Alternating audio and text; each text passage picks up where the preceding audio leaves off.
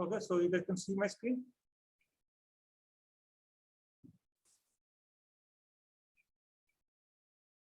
It's visible now, right? Yes, sir. Okay.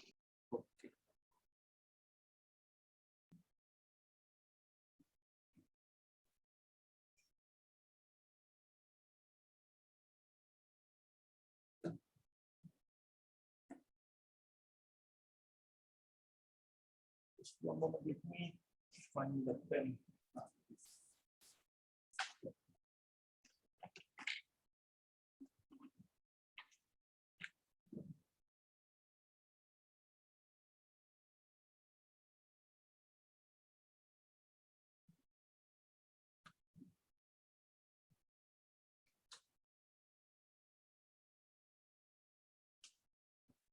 All right. So last class we had talked about all this, right? So we were discussing how the in forward flight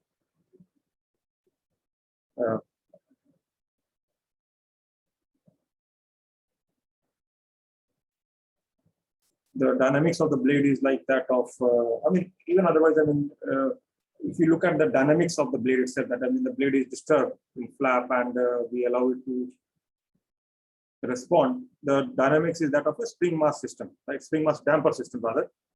And we also saw that, I mean, the amount of damping is very high. We also saw that when there is a input, the response actually happens after a significant lag. And this lag could be as high as 90 degrees for a rotor of flap frequency 1. So this is the lowest flap frequency, non-dimensional flap frequency, which is 1. Normally, the flap frequency will always be higher. So we took a representative blade like 1.11 for BO15, and we got this. So can you anybody remind me? I mean, up to what? How far have we gone? We had analyzed for the blade in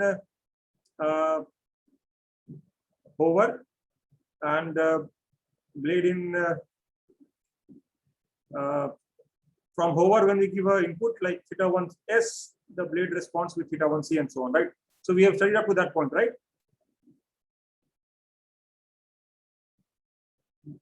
I guess we had covered up to here, right? Sir, we have done flap response in forward flight. We have started that. We have started that already. Fine. So we had actually we have discussed the diagram till this diagram. Up to the diagram part, right? All right. So we last time we discussed that how this is your input,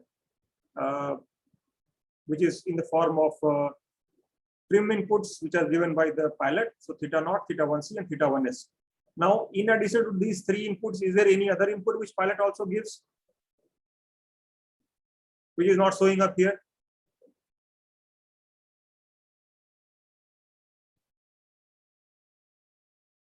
Are you understanding my question?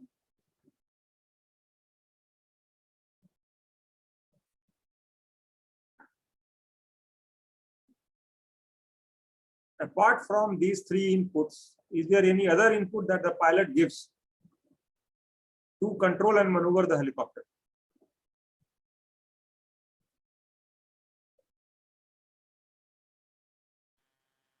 Throttle? No, throttle is normally brought to a point, and afterwards the RPM of the engine and the rotor is actually regulated. That is, it is maintained by some kind of FEDEC kind of thing, you can say, full authority digital controller, or I mean, by some means the RPM is maintained automatically, not without, not by pilot input as such. Your input? So what is your input? In what form your input goes?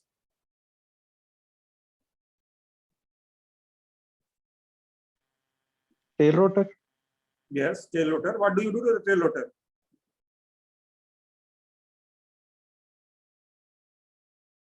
So you're right. I mean, I have to work with tail rotor to control my yaw. But what do I do to the tail rotor to increase or decrease my yaw? We change the Thrust pitch angle. control. Sorry? So change the thrust of the tail rotor. Right. But that is the question. How do you change the thrust of the tail rotor? What is it that you are going to do? We again give this pitch input. What kind of pitch input? Cyclic pitch input, collective pitch input? Collective. Collective. Right. So the force parameter is also there, which we are not concerned about because we are only looking at the main rotor. So there is a fourth parameter also. So that all sets of pilot inputs, we can say pilot inputs.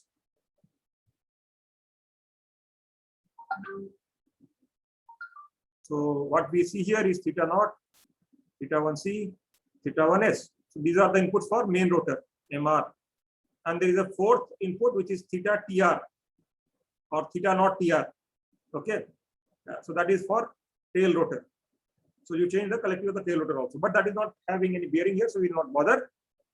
So these are the inputs, and outputs are in form of so this is coning angle, coning. This is beta 1c. This will be a longitudinal flap. Sorry, 1c, right? Yeah, this is actually lateral flap. Lateral flap. And beta 1s is the longitudinal flap. And based on the previous discussion, we learned that this beta 1c will be caused by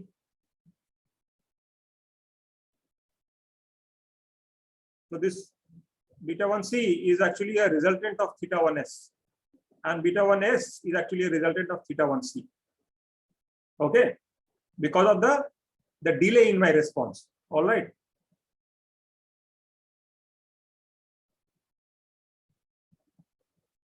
So this diagram we have discussed. So did we discuss it fully or we did not? So first diagram we discussed fully, and second also a little bit. Yeah. Okay, fine. So first diagram is fairly straightforward. As you can see, this is the top view of the rotor, which is spinning, and one can say that, yeah, so this is spinning with this omega here, capital omega, psi. And if I look at the blade element again here, this is the blade element. This is the tangential component of velocity. We have a radial component of velocity, and there will be a vertical component of velocity. Vertical component of velocity you cannot see in this plane. So that we will see in the second diagram here. So you draw the blade element as usual. This is the chord line. And then you have the perpendicular component of the velocity, and then you have the tangential component of the velocity, right? And then you have the resultant component of velocity, right? So these are the three components of velocity which we have here. Okay. So UP, UT, and V, or we normally say this as U, R or something, resultant. So I don't know, I put sign V here, but anyway, we'll be using non-dimensional stuff, so it doesn't matter.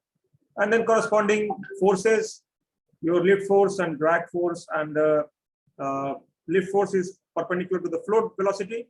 Drag force is along the flow velocity, that is the resultant flow velocity. And this small angle between the chord line and the resultant velocity is my angle of attack. So all this is same as before. I will not spend too much time here. Now we are going to look at the equilibrium of this blade, which is flapping about a hinge here. Okay. And the flap angle is given by beta. The blade is spinning with capital omega. So now, I mean, the same velocity which we are looking at, we can see the radial component of velocity in this manner. So this is top view, this is the airfoil section view, and this is the rotor side view. I believe if I go down, I will be able to see rotor side view. Okay, it's not written there, but nevertheless, this is side view. So in this, you can see the blade flapping by angle beta, and this is the UR is the radial component, and there is a now this radial component is actually in horizontal plane, right? But what we want actually is the velocity in the deformed frame. Remember when we derived that kinematic formulas where we define 4 or 5 different frames of references and all those things. The objective was there because all the objective there was actually to find out what is my airspeed, right? My resultant airspeed in the deformed frame of reference where the blade is deformed. So the same deformed frame of reference, if I want the velocity component there, that component would be beta times UR. Can you see how it is actually? This angle is beta, right? So I can resolve this particular vector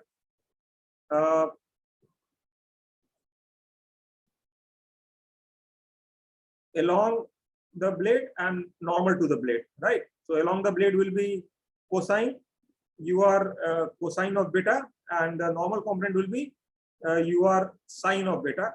And because beta angle is small, so it becomes beta UR. So that becomes my beta UR. So that's what it is.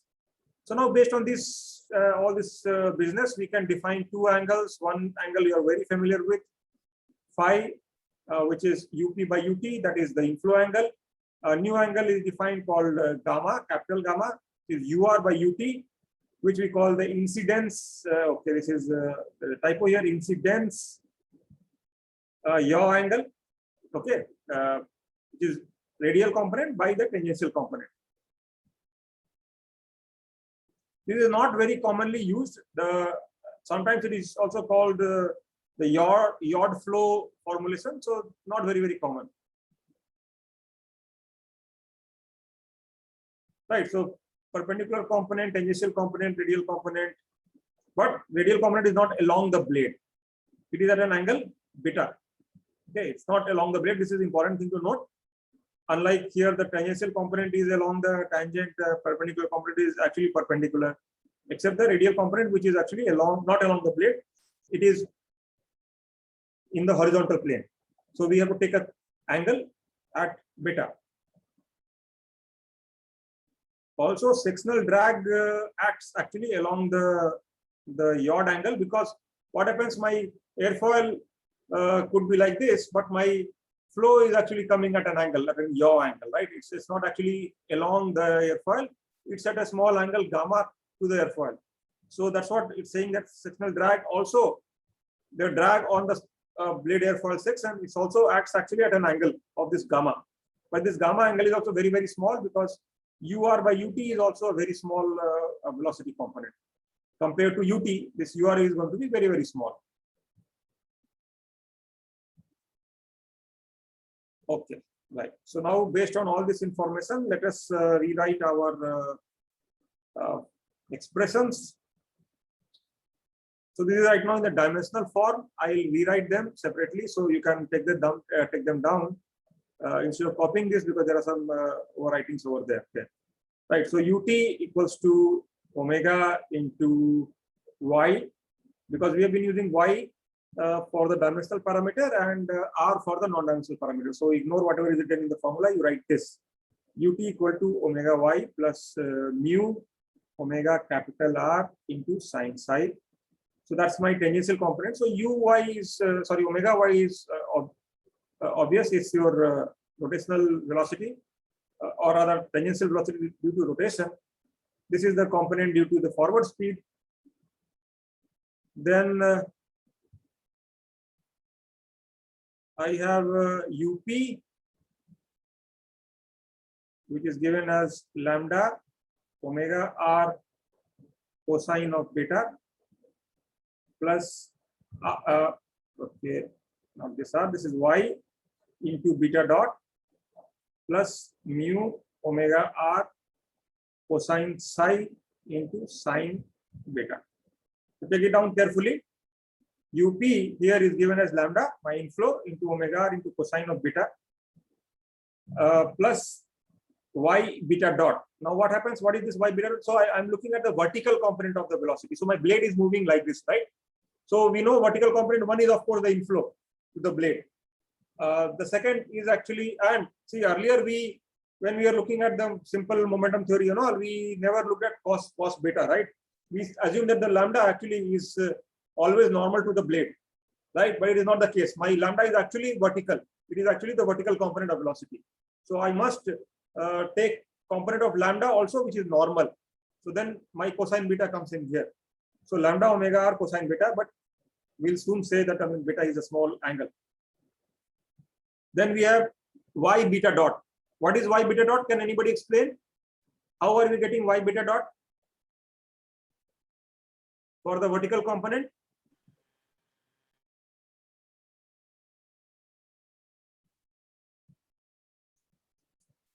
So beta dot is the rate of change of this flapping angle. Right. So y beta dot is what? It is the corresponding Velocity, tangential velocity. tangential velocity. Right, right. Correct. So that's what so now my blade is doing this motion. So at any point, if I look at any point on the blade, because of this beta dot, there will be beta dot into y, depending on the distance.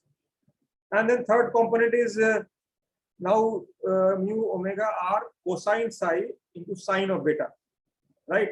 And this is actually the component of forward velocity, which is coming along the normal direction because of the flapping motion.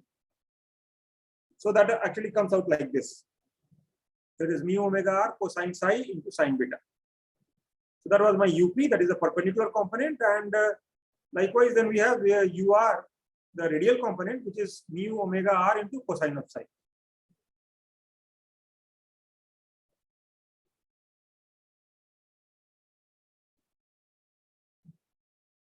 And this actually should also have a beta. I think there is a missing term here. One moment, let me go down slightly. The radial component mu omega r cosine beta, mu cosine psi. Yeah, it's okay. That's fine. Okay. Because we said here that my UR is along this. Okay, so beta UR is already anyway going here. Okay, that is fine. We have taken that. But UR is the radial part. So that actually velocity is same as this. So fine. So UR is correct. UR is same as this. So you can take down the value of UR, which is mu omega r into cosine psi. So this is correct expression for UR, which is given as this mu omega r cosine psi. So these are the three components, UT, UP, UR. These are all right now dimensional. We will now next step make them non-dimensional. Okay. So I'm clearing the page. Right. So now once I divide this with the corresponding omega r, etc., I end up getting these three non-dimensional expressions, but we will rewrite them because we are using slightly different notation here. So U small t is now given as r plus mu sine psi. How do we get this? If you look at slightly up, so we had this omega y, etc. So omega y by omega capital R makes it small r.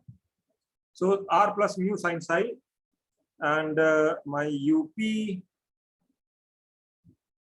small UP turns out to be, yeah, this t should be actually capital, not small t. That's a typo. I don't know. I've written small, so fine. Let's. It doesn't matter. Yeah. So these are small UP, etc. So this is lambda plus r beta star plus beta mu cosine psi. So here we had sine of beta. So sine of beta actually is simplified to be beta again, right? Because beta is a small angle. And third is UR equals to mu cosine psi. So these are the three non-dimensional components of air velocity at the blade element that we are looking at. Okay. So I'm going to clear this again now. So just note this is R, this is also R. Don't copy this expressions, okay? Because we are not using X anymore. We are using R.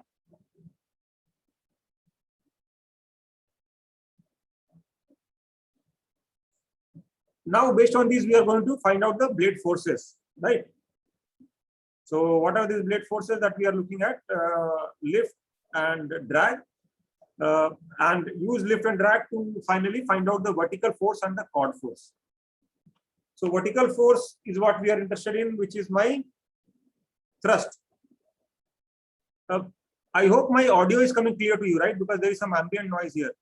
All of you are able to hear me clearly? Yes, sir. Yes, sir. No problem, right? Nobody is facing any problem in hearing me. No, sir. Good. All right. Let's continue.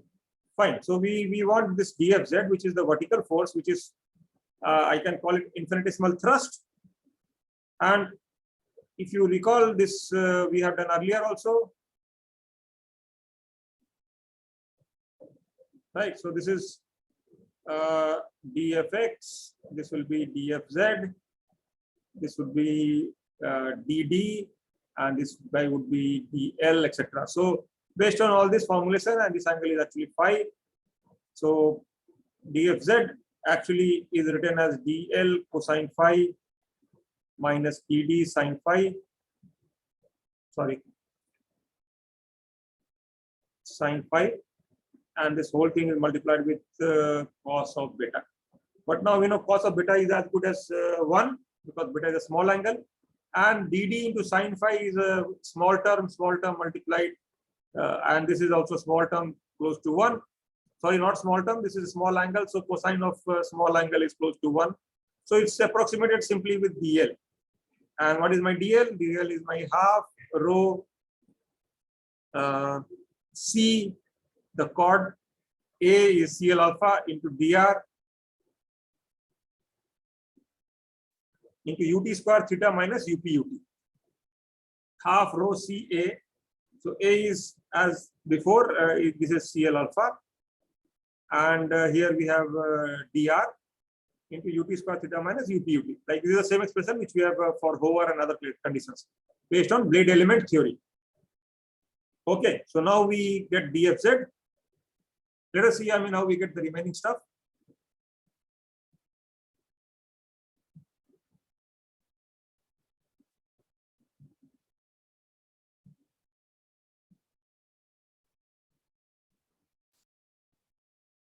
So this dfz actually is needed because we also need to find out the aerodynamic flap moment, right?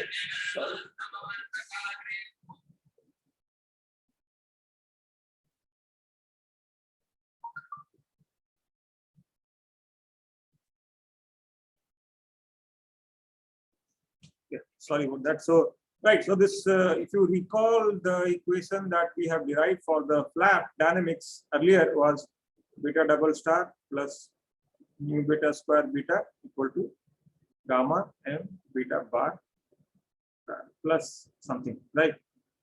Or actually for this case, when beta p is 0, this actually is the only thing which we have. So this is more or less the equation we are working with right now. So I need to find this m beta bar, and for that we found the dfz. And m beta bar is defined as this: rho CL alpha C omega square capital R to the power 4, 0 to R, and this is not R dfz, but this is actually y into dfz. Okay, so based on our notation, what we are using, use y dfz. The reason of this problem being in my notes is that somewhere I used actually xy notation and somewhere I used something else. So it has become slightly confusing for others who just follow my notes. But anyway, we will be consistent. We are always using y for dimensional distances and small r for non-dimensional distances. So always keep that in mind. So y dfz, and here it will become r. Then once you convert it to 0 to 1, so let me rewrite these expressions again so that it becomes clear. So I'll just clear everything. Right. So this is 1 over rho CL alpha small c omega to omega square r to the power 4 0 to r y dfz, and this in non-dimensional form is half 0 to 1 small r ut square into theta minus up ut into dr. Okay, so that's my expression for m beta bar in non-dimensional form. And here now, I'll substitute for ut, theta, up, ut, everything, and I'll simplify the expression to solve this problem. Okay.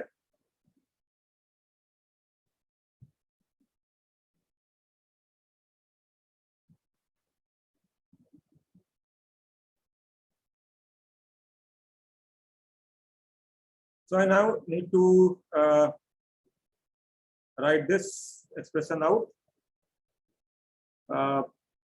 So you can write this carefully, and I'll just make the corrections in this whatever we have to make. Right. So we have all the x's are actually r's. Okay, it will be hard to write on this. So let me, what I can do is that let me write this out on the whiteboard.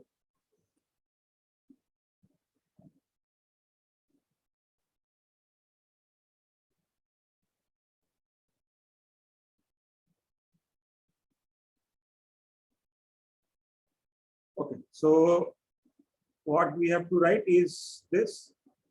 So m beta bar, as we are writing it, is half 0 to 1 into small r into ut square. So ut was r plus mu sine psi whole square.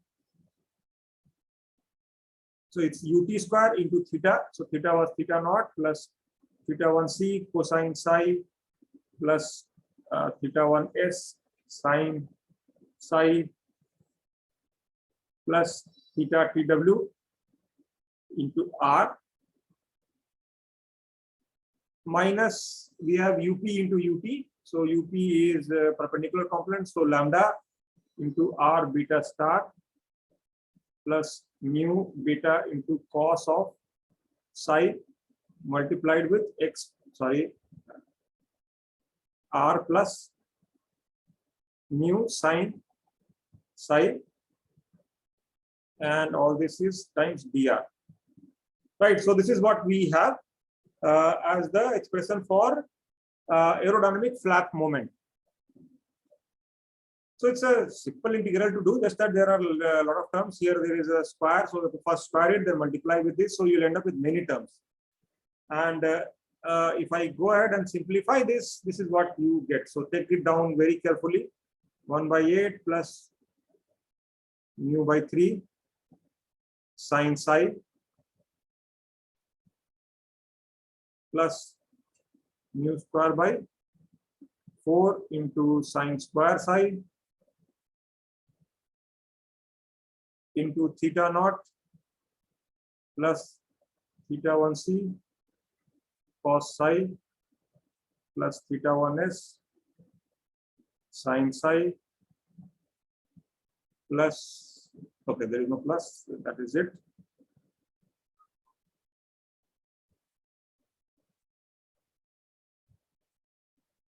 Right, yeah, so plus theta tw into 1/10 plus mu square by 6 sine square psi. The sine square psi, okay, note down sine square psi, plus mu by 4 sine psi, bracket closed, multiplied with, sorry, not multiplied with the minus sign, minus lambda. So in this calculation, you can imagine lambda is assumed to be constant based on blade element theory, or sorry, based on momentum theory. So you have uniform inflow. So lambda 1/6 plus mu by 4 sine psi minus, there is a beta star term, 1/8 plus mu by 6 sine psi minus mu beta cos psi into 1/6 plus mu by 4 sine psi. So that's the long expression that you get for m beta bar. Note it down very carefully, because this will also be used in the next homework assignment, which will require you to integrate and compute this m beta bar numerically using Gaussian quadrature. Okay, so you have to do this. Fine. So this is it is. What else we have? Now, if I go further ahead, what do we have? So this is m beta bar. This entire thing is just the expression of m beta bar. Now this m beta bar goes in my equation, beta double star plus mu beta square beta equals to gamma m beta bar plus omega beta naught square omega beta naught square divided by capital omega square into the three-cone angle beta p. Right. So this is my equation, and in this equation, m beta bar is this particular term, which you see is fairly long term. Right. So now my question is, how do I solve this equation? I mean, earlier my previous case, my m beta bar initially was a constant. Other case, it was actually again a simpler term. But now we have many things here, right? I mean, we have this complex product. Sine square terms are there, and then sine, cosines are there. Once you multiply these, you will end up with sine psi, sine 2 psi, sine 3 psi kind of terms, and so on. And cosine psi, cosine 2 psi, cosine 3 psi terms, etc. So now my question is, how do I solve this?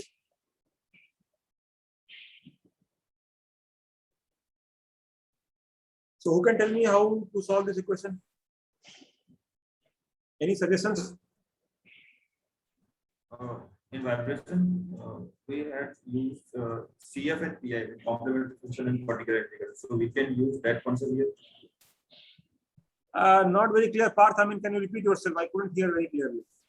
So complementary function and particular integral concept. Okay, right. So you are talking about, I mean, when you have equal to zero condition, you have complementary solution, and when it is non-zero, it is actually particular integral.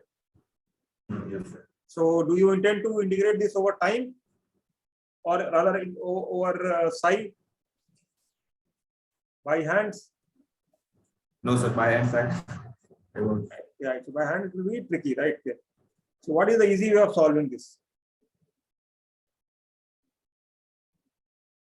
I mean, one, of course, I can use computer. So I can think of some numerical scheme to integrate this, solve this ODE. There are a lot of schemes, methods by which I can do numerical integration of an equation like that. Can anybody give me an example of a method which can be used to integrate or solve an ordinary differential equation of first order? Sir, Euler method. Euler method. Yes, sir. Yeah, so its name is Euler, not Euler. Okay. Yeah, Euler method. Right. So it's Euler's method. Euler had given two methods. Do you remember? Forward Yes, sir. and backward. Right. So forward and backward Euler. Right. So yes, that could be one approach. But those are good for solving the ODE of first order. Here, what do we have? Our ODE order is second. So what do we do? So Runge-Kutta method. Fourth order Runge-Kutta, sir. Fourth order Runge-Kutta to solve second order equation. Huh? Yes, that will work. That is not a wrong method, but it is a more complicated method to implement. Okay. It is rather tedious. I will teach you a new method called Newmark's beta method. Have any of you heard about that? No, sir. Which Why? method? Newmark's beta method. No, sir. It's No, sir. like this. Where is my pen? Oh, oops, I'm holding a pen upside down. Right. So it's like this Newmark's. Well, beta is Newmark's beta method. Okay. So that's the method that is there. So I'll show it to you soon. But that is numerical way of solving it. There has to be a simpler, easier way of solving this analytically. And that approach is called harmonic balance.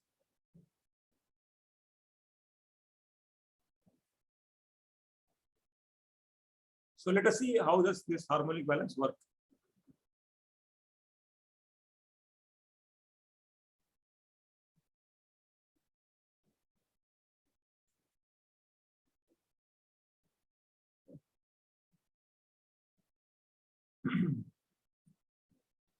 So the easy way of solving this or integrating these equations is by the means of this approach called harmonic balance. Okay. So what does happen in harmonic balance? We assume solution to consist of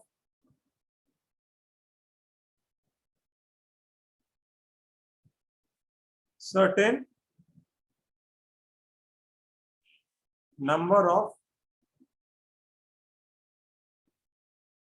harmonics. What does this actually mean? That is, what is it implying? That I mean, I assume the solution to have certain number of harmonics. What are the harmonics? Sine cosine function. Sorry, Solution we will have. In solution we will have sine and cosine functions. Right. So the frequencies,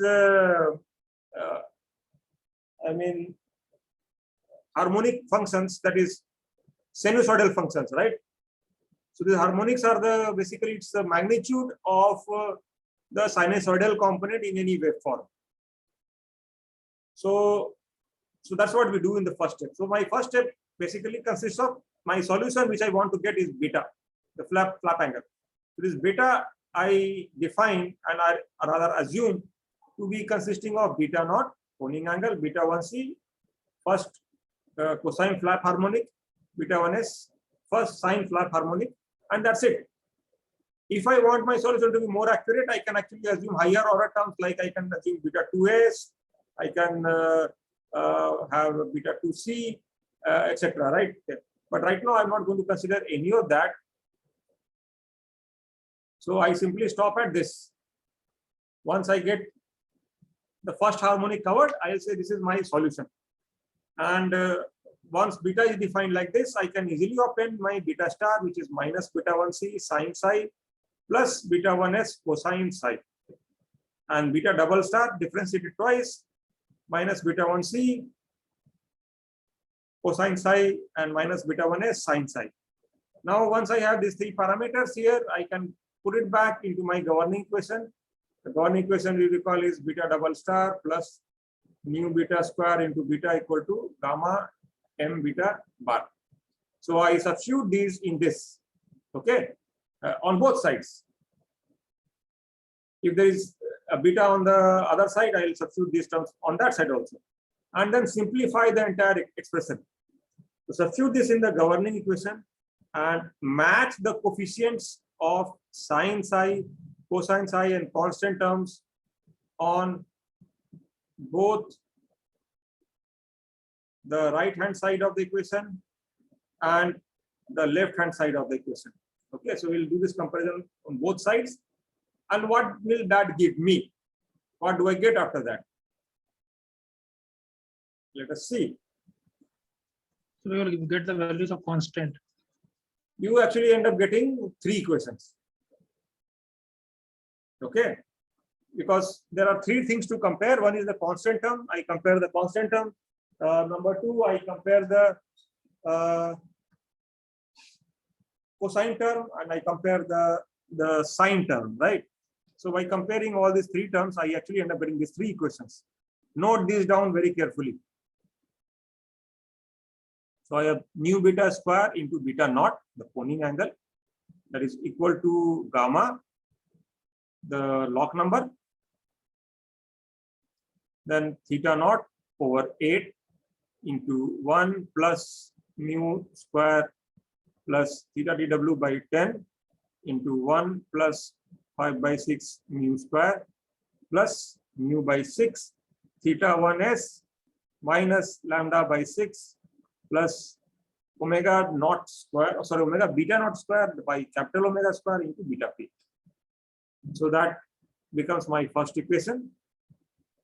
The second equation, nu beta square minus 1 by into beta 1c equals to gamma into 1 by 8 theta 1c minus beta 1c, sorry, theta 1c minus beta 1s into 1 plus half mu square minus mu by 6 into beta naught And third equation is, so this was my second equation. And third equation is mu beta square minus 1 into beta 1s equals to gamma multiplied with 1/8 theta 1s minus beta 1c into 1 minus half mu square plus mu by 3 theta naught minus mu by 4 lambda plus mu square by 4 into theta 1s plus mu by 4 into theta TW. So that becomes my equation number 3. Okay.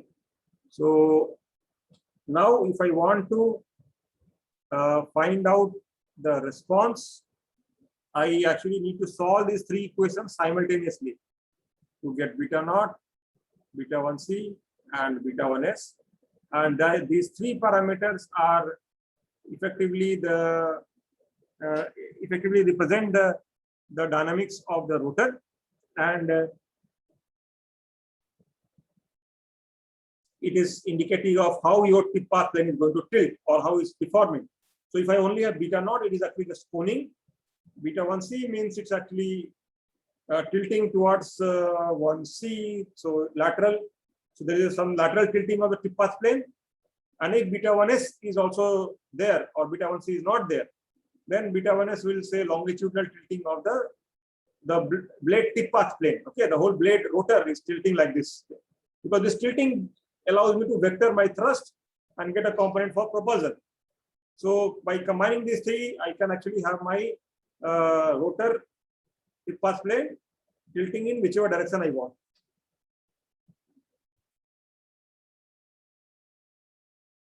So this process is a very simple, straightforward process, as you saw.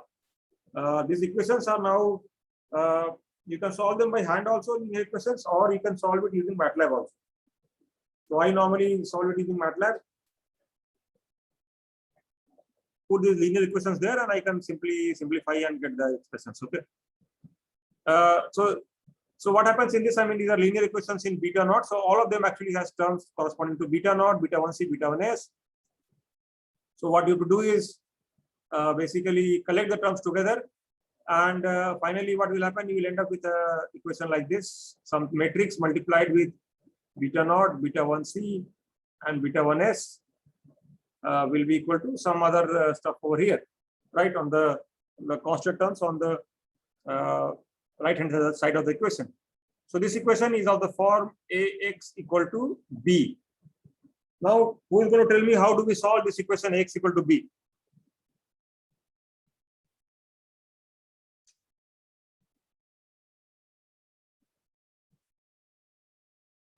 So who will tell me? Sachendra, you want to tell? Using characteristic equation. What characteristic equation? This is Ax equal to b, a linear equation. Yes, sir. We can find eigenvalues and eigenvectors, corresponding eigenvectors. No. That is not the problem we are trying to solve. We want to simply get this a linear equation. It's not an eigenvalue problem. You are misunderstanding this. This is not an eigenvalue problem. This is a simple linear equation, very, very simple linear equation. How do you solve linear equations? Sir, we can multiply matrix B with inverse of matrix A. So you are saying I invert matrix A, right? Yes. So you are claiming that I can say my X is equal to actually A inverse into B. Yes, mathematically it is correct, but in world of computers, we never do that actually. It is okay to do it for small matrices, but if your matrix is especially large, in this case it is not large, but normally when it is large, you would absolutely never invert a matrix. Why? Why do you never invert a matrix in computer?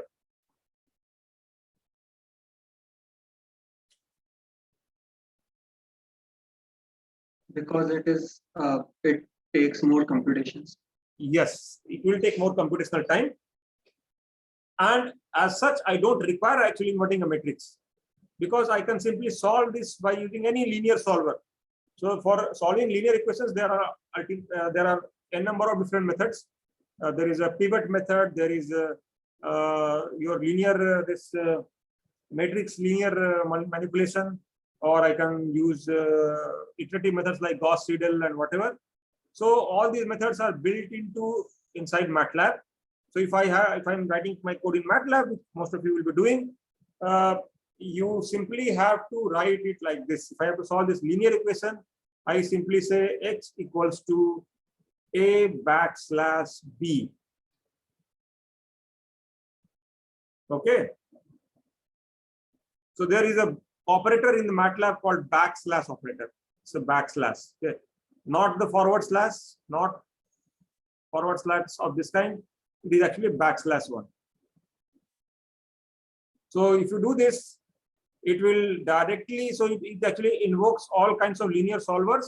It looks at your A and B, how A looks like, how B looks like, and directly give you a linear equation solution without requiring to invert the matrix A. So it is much faster compared to inversion of a matrix. So in mathematical domain, in the computational domain rather, we never ever invert a matrix, okay, unless and until there is a need to actually do it. Somebody asks you, okay, give me invert of the same matrix, right? Otherwise, I mean, you will never invert. You will always use linear equation solvers. So that is much faster.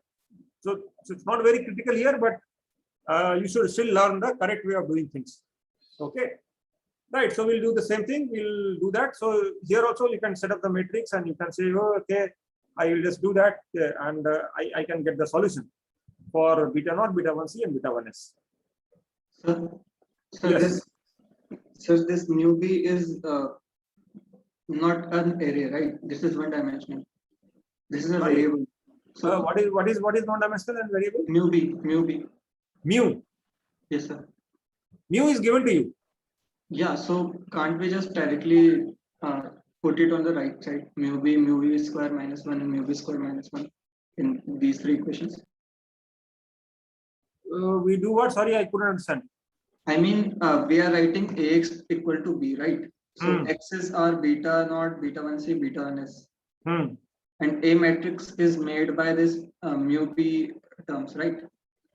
It will have all kinds of terms. It will have all the terms which actually have beta naught, right? And beta 1c and beta 1s. So it will be nu beta square, it could be nu beta square minus 1, it could be gamma by 8. So depending on it will not be a simple thing. Okay. You have to collect all the terms, right? I mean, there are subterms on both sides. Beta 1c is here, beta 1s is here, right? Beta 1s is here, beta 1c is here. So these equations are coupled actually. So that's why you write it like this in nice clean form, ax equal to b, and you simply solve for x. Okay. Now another Okay. important. Go ahead. What are you saying? Okay, sir, I got it. Okay, fine. Right. So another key aspect to note here is that this particular process is only giving me the solution for periodic solution. It is only giving me steady state solution of beta as a function of psi after a steady state, which has beta naught, beta 1c, cos psi, beta 1s, sin psi. So it is giving me this steady solution. In between, if there is any perturbation or any kind of transient, I will not be able to capture that using this particular method. But it is fast and simple.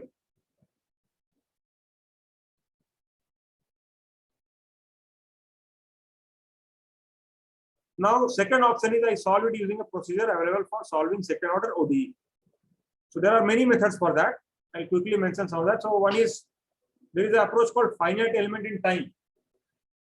Okay. You are familiar with finite element methods? Some of you, I hope. Yes? No? No, sir. Hmm? No, sir. No? Nobody has heard of finite element methods?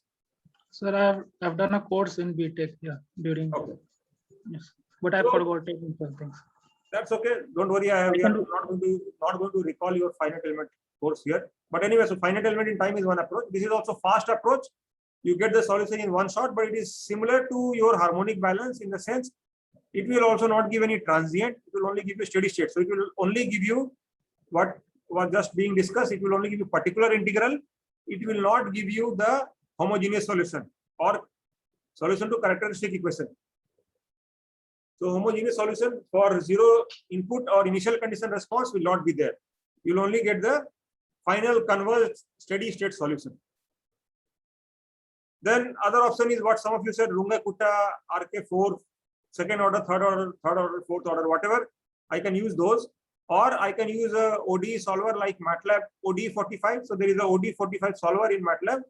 This ODE45 actually has your RK45 implemented already inside. So while using MATLAB, one can use this also, but it's not needed. Then there are a series of methods. So there is finite element, then there is something called finite difference. So finite element consists of actually bringing a continuous system into discrete system. So I have a beam, I will break it into small elements, and every element I will have a shape function or an interpolation function, which will represent the deformation or represent some certain properties of the beam in some kind of curve fit form. And using that kind of thing, I will be able to derive the ODE and then solve the ODE and so on. In finite difference approach, I start with the ODE, and in that ODE, I will actually use central difference schemes or forward Euler, backward Euler. So all the derivative terms will be correspondingly replaced with forward Euler kind of definition or backward Euler kind of definition. So what happens here actually, I will tell you. For example, one can write d of f by dx equal to a limit as x tends to 0, f of x plus delta, so this will be x delta x minus f of delta x divided by delta x, right? So this is the definition of your f dot or f dash. So this is my f dash x. So one can use this kind of formulation to also replace this into the ODE and then do forward Euler, backward Euler schemes. Runge-Kutta is also similar kind of scheme. And also what we are going to discuss now is the Newmark's algorithm. Okay. So let us see what is there in the Newmark's algorithm. So by this method, these kind of methods are called time marching methods. Okay. Time marching solution scheme. Why? Because what happens in this kind of methods, we start from time t equal to 0. And the entire solution domain is divided. So if the entire duration for which I want the solution is t, I will discretize this t into small elements, small steps. So it's delta t, each step may be delta t wide. So idea in these methods is actually that you start by finding out solution at time t equal to 0. So time t equal to 0, the solution is either known to you because of initial conditions or for somehow you can find out. Once you have this d, then you take one step and go to delta t, then you go to 2 delta t, then you go to 3 delta t, 4 delta t, and so on, and you keep marching in time and solve for the entire domain. So this is this kind of methods are called time marching schemes based on finite difference. So Newmark's algorithm is one such scheme, and let us see how we use it.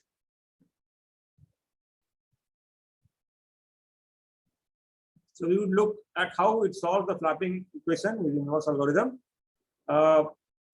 It is relatively slow for solving these flap dynamics equations.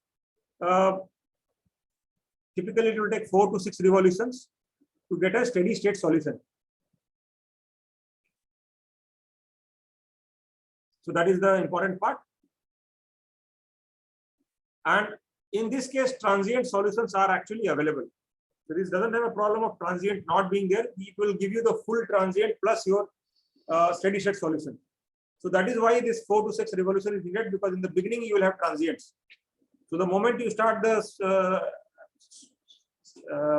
solution process, you will get some initial oscillations. These oscillations will then become more uniform, and you will get nice periodic oscillatory solution. So that's why typically 4 to 6 revolutions are required. Okay, so now let me share the other notes where we look at the solution of this blade flap dynamics using Newmark's algorithm.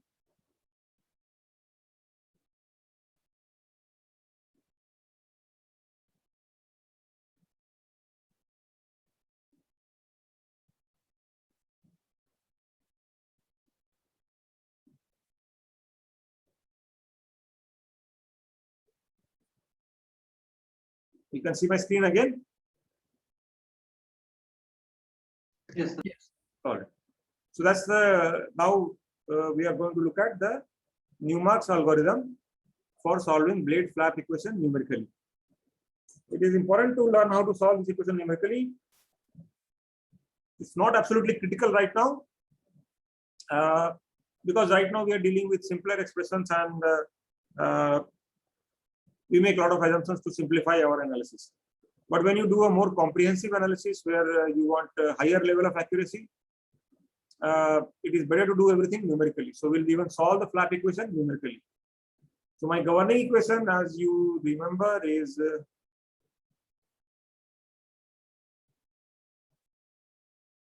this. This is my governing equation. Beta double star plus nu beta square into beta equal to gamma m beta bar. Okay. Now in this there are two things. One is, of course, I have to first find out m beta bar. I have to get the expression for this whole m beta bar as a function of azimuth, right? Because m beta bar is actually a periodic forcing function which is forcing my blade. So this is actually my blade flap moment, which is exciting the blade. It is moving the blade, and I am interested in finding out the response to this. So m beta bar is obtained by numerical integration through Gaussian quadrature. So you have already learned Gaussian quadrature. So my integral from 0 to 1, this I think it was what y dfz, y dfz, which is my m beta bar, can be it's actually 0 to r. Sorry. Yeah. So this finally you can convert to 0 to 1 as this is r, and this becomes some dfz, which is non-dimensional maybe. So effectively, this equation is what you already are familiar with integrating. You have already integrated actually dfz also to get the thrust force. So same way we can do this here, and we can r dfz will give me the moment which will find numerically. How do we do that? So this is my requirement here. I need to do the integration. This is not r, this is supposed to be y dfz. Now here we'll write small r, ut square theta minus up ut into dr. So that becomes my m beta bar. Okay, and this integral I have to solve now.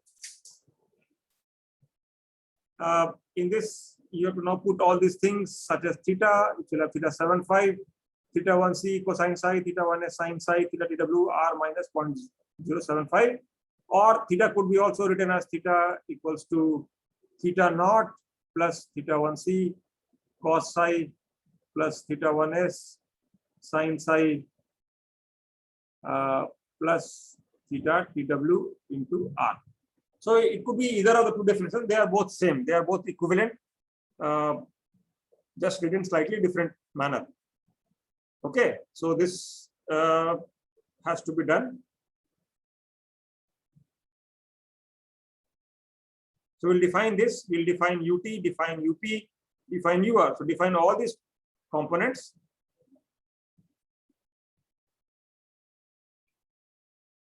So then once you substitute these back in the expression here, in this expression, so once I substitute all of this and also this, all these guys go and get dumped here, I will be able to integrate this and get m beta bar as a function of psi.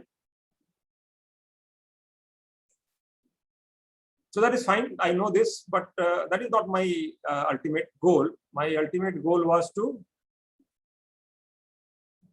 find out the solution to this particular equation, right? So I want solution to this guy, right? Now question is, how do I get this solution? M beta bar now I know how to calculate and how to get the function for.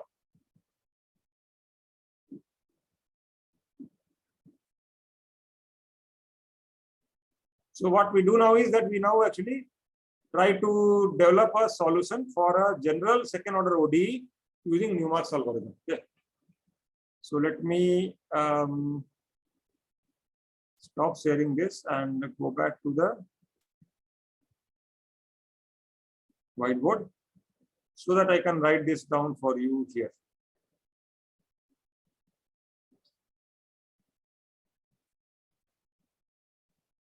Now the type of equation that you are trying to solve is of the form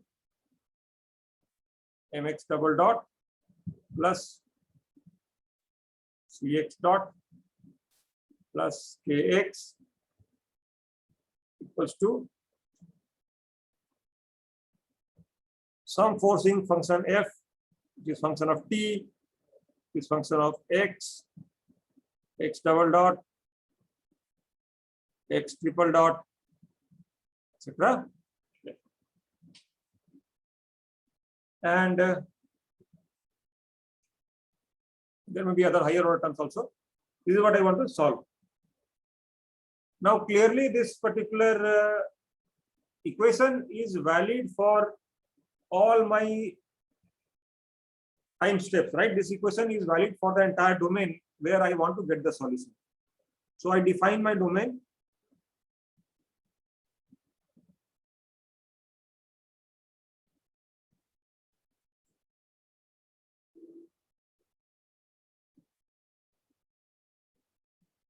Let's say this is my domain, okay?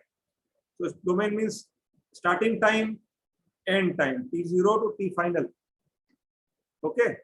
So T0 is T equal to 0 and T final is T equal to TF.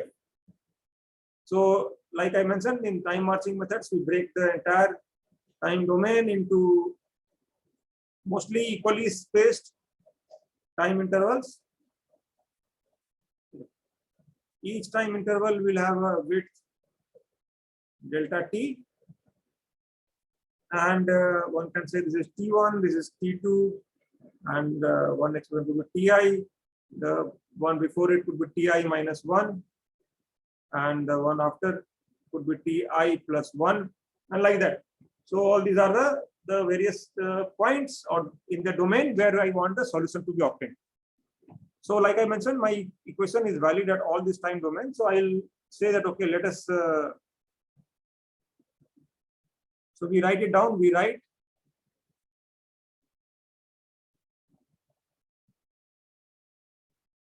equation at t equal to t of n plus 1. Okay. So n plus 1 is an instance of time, Tn plus 1 is an instance of time where we say, okay, let's write the equation down. So this equation will become then mx n plus 1 double dot plus cx dot n plus 1 plus k x dot n plus 1 equals to, sorry, kx, not x dot, kx n plus 1 equals to f of n plus 1 into t of n plus 1 comma x of n plus 1 x dot of n plus 1, etc. So this is one particular point where we say my equation is actually valid. I mean, I can write it for the same scenario. I can write for mx double dot n, cx double dot n. So I can write it at tn, I can write it at ti, I can write it at tn. So here we have written for tn plus 1. What happens after this? Here we now introduce Newmark's formula. So Newmark gave two finite difference formulas. Newmark's formula. First formula is x dot n plus 1 equals to x dot n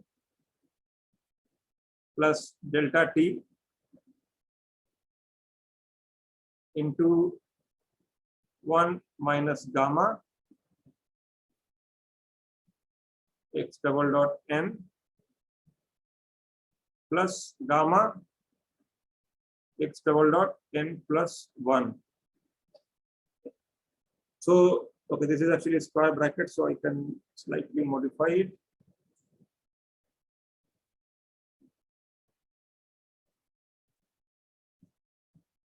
So this delta t actually is multiplied to this entire thing inside the bracket.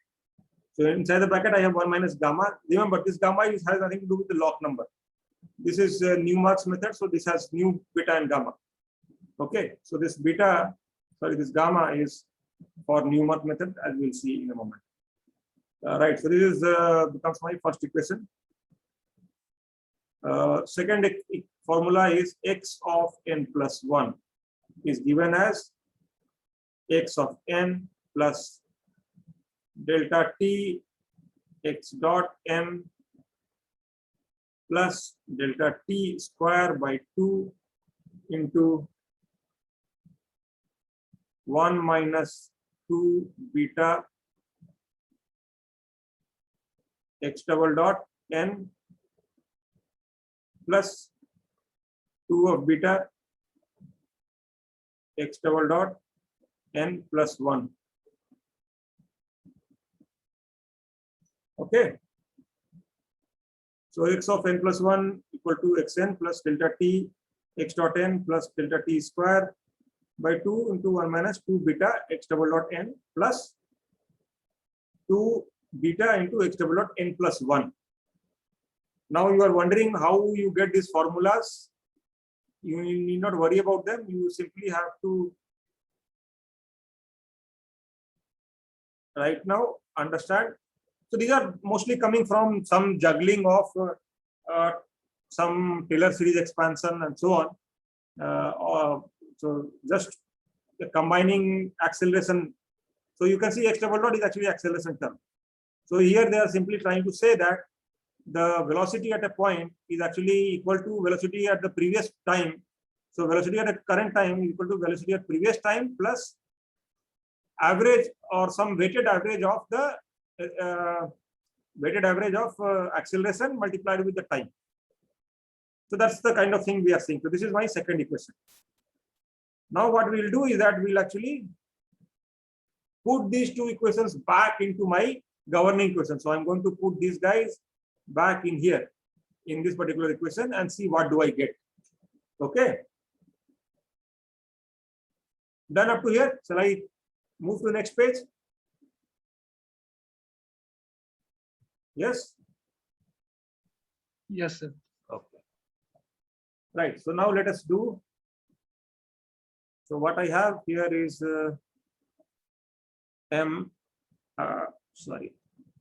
mx double dot n plus 1 plus c into x dot n plus delta t into 1 minus gamma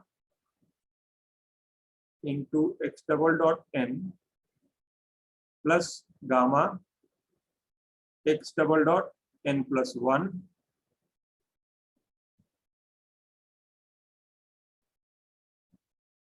okay plus k times x of n plus delta t x dot n plus delta t square by 2 multiplied with 1 minus 2 beta into x double dot n plus 2 beta into x double dot n plus 1 equals to f of n plus 1 into t of n plus 1 x of n plus 1 x dot n plus 1 etc. Okay.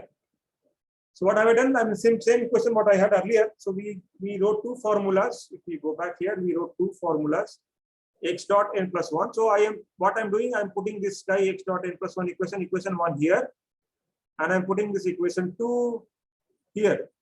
Okay, that's all I'm doing. So if you see mx double dot n plus 1 remains unchanged. One term has c multiplied with this expression, other term has k multiplied with this other big expression. So this is xn delta t x dot n delta t square by 2 into 1 minus 2 beta x dot n double dot n plus 2 beta x double dot n plus 1. Correct.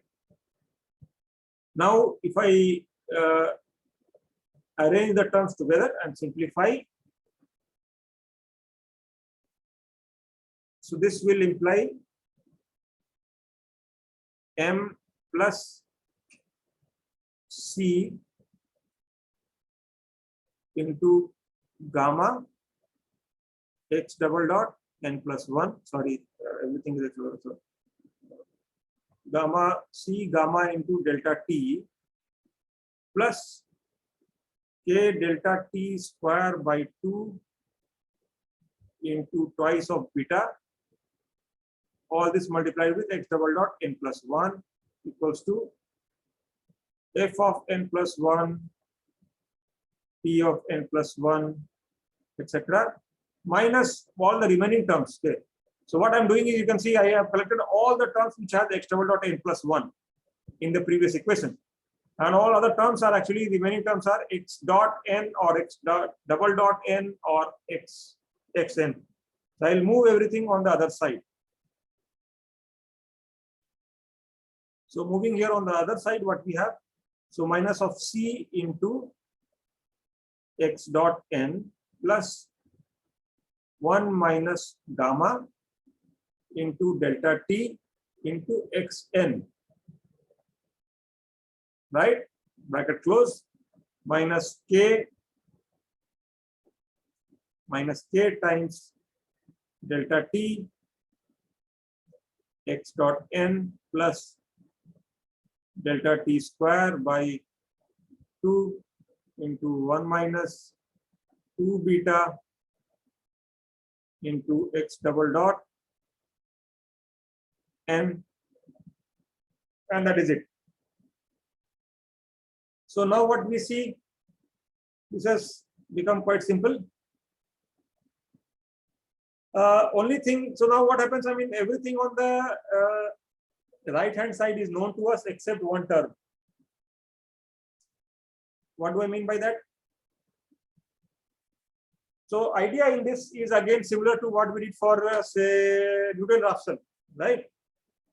All of you remember Newton-Raphson? Yes, sir.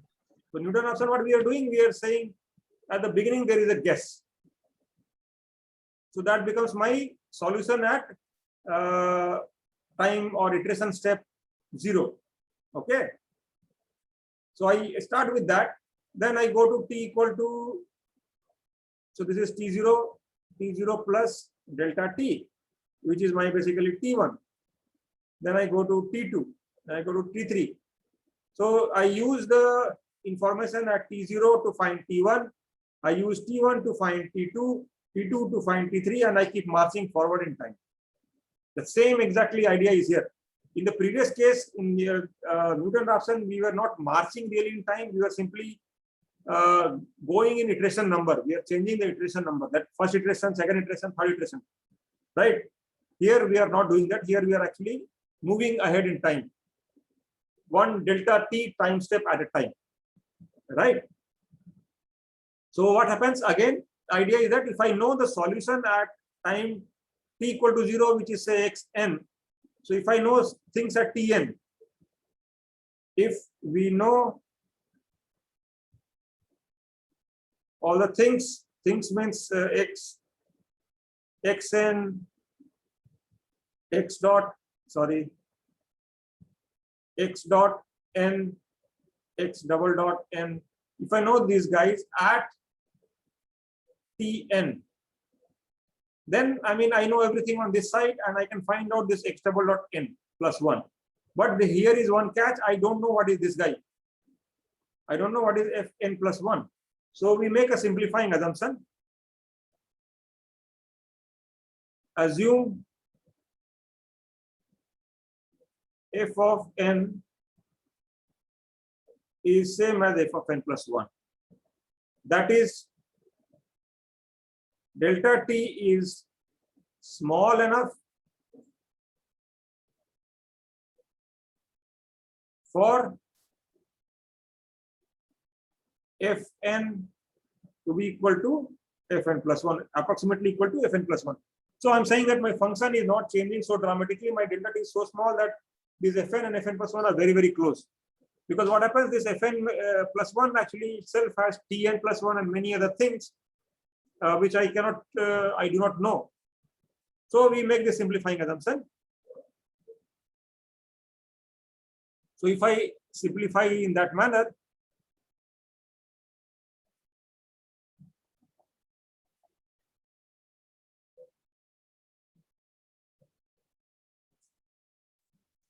oops, there is a power cut here. Okay, give me one moment. I need to switch off my desktop. Okay.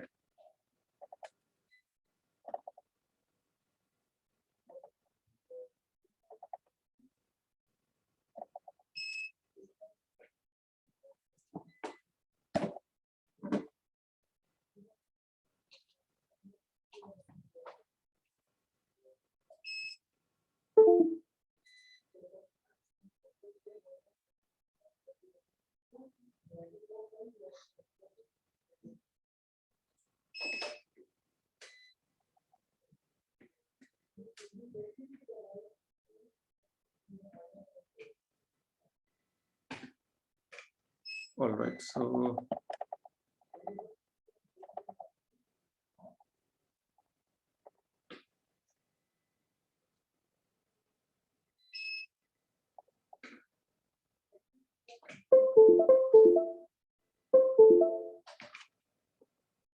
okay, so you can still see me and hear me Yes, also, right? So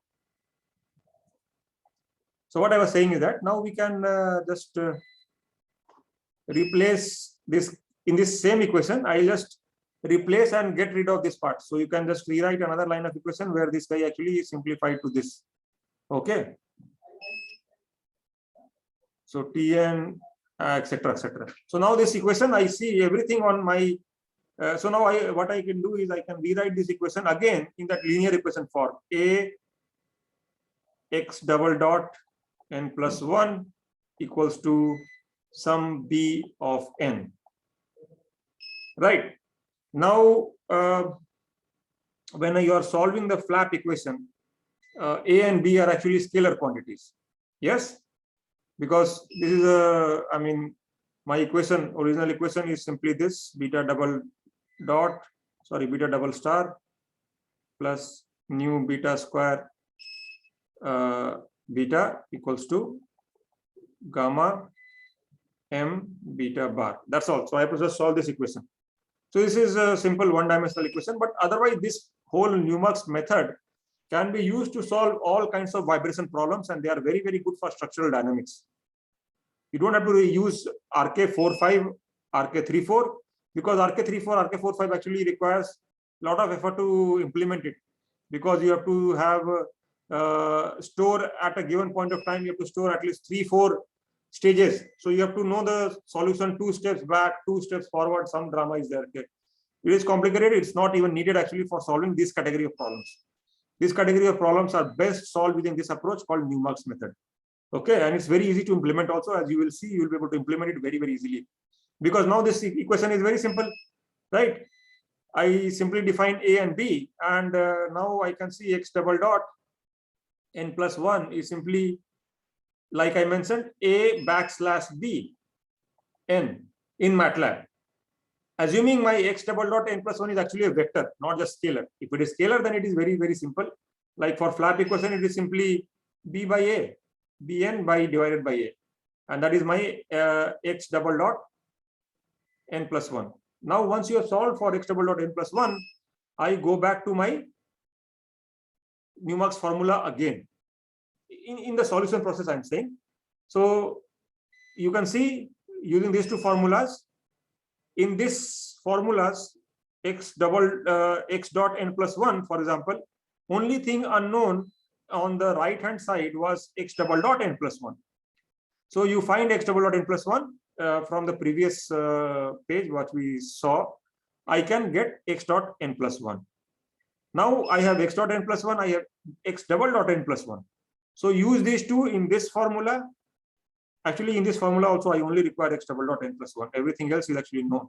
So if once I have found x double dot n plus 1, both these guys are also known to me. Are you understanding what I'm trying to say?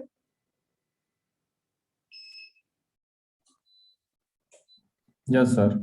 So what I am actually trying to highlight here is that my objective is to just find out this acceleration for the next time step, x double dot n plus 1, which I do by this simple equation, right? By solving this equation, I solve the acceleration. Once I know the acceleration for next time step, I can immediately find out the velocity at next time step and the displacement at next time step. And by that process, I'll keep, so with that, I know everything about the next time step.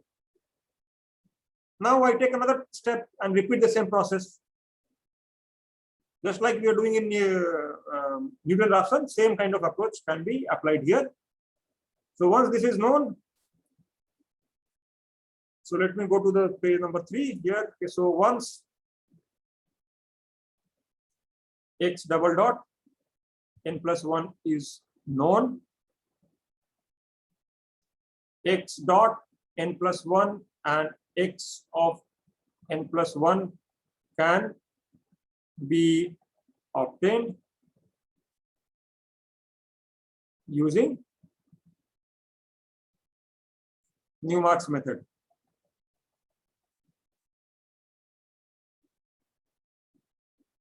Sorry, Newmark's formulas, I wanted to say here, Newmark's formulas. The two formulas which we started with basically. Okay. So now what happens, I mean, to start this entire calculation process, I need to know what is there at the beginning, right? Because this is a second order ODE with what is how many conditions would it require to solve a second order ODE?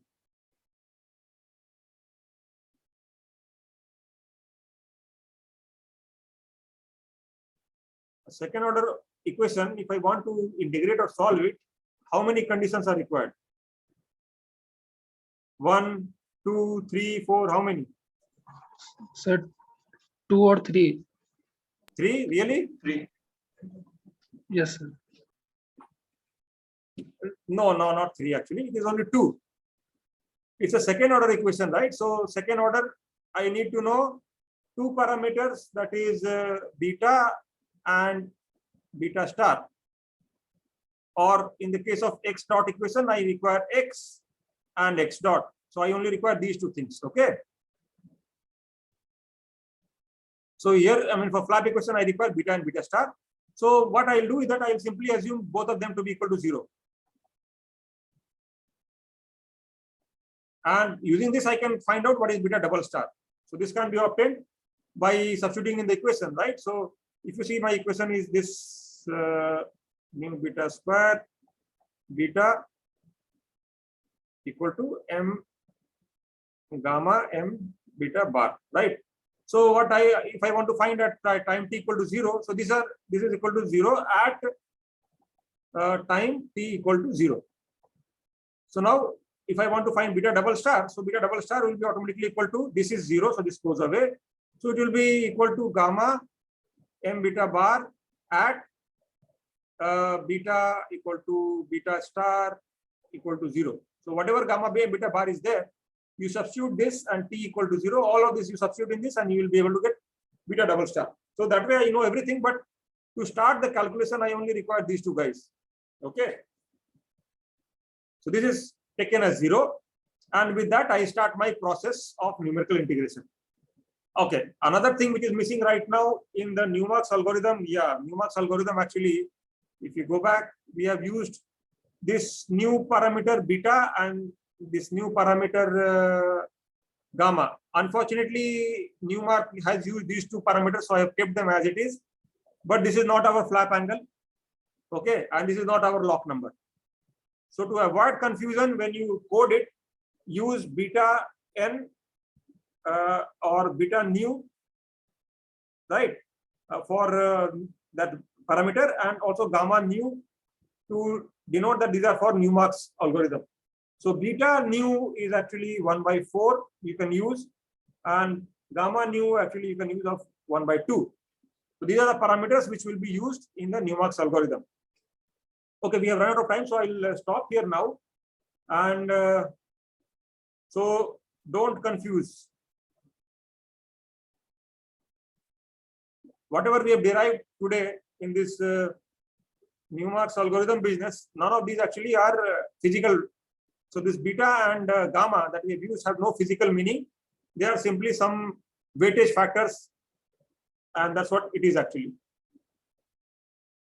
Okay, so I'll do a quick recap of this in the next class. Okay, and then we'll proceed further, and we'll move towards trim. I'll also explain how we solve this. I'll show you my trim code and how it solves things and how it gives you answer, etc. I'll show you all that. Okay. So fine. So any questions?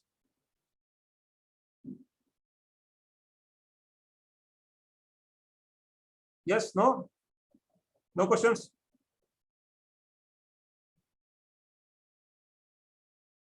Okay, fine then. I'll see you guys next time. Yeah. And how is your homework assignment going, by the way? So today was the deadline. Yes, that's why I'm asking. Yes, sir. Done. Most of you, all of you have submitted, or are some of you are Yes, facing sir. problems? Sir, submitted. Submitted. Okay, fine. Anybody who is still having difficulty?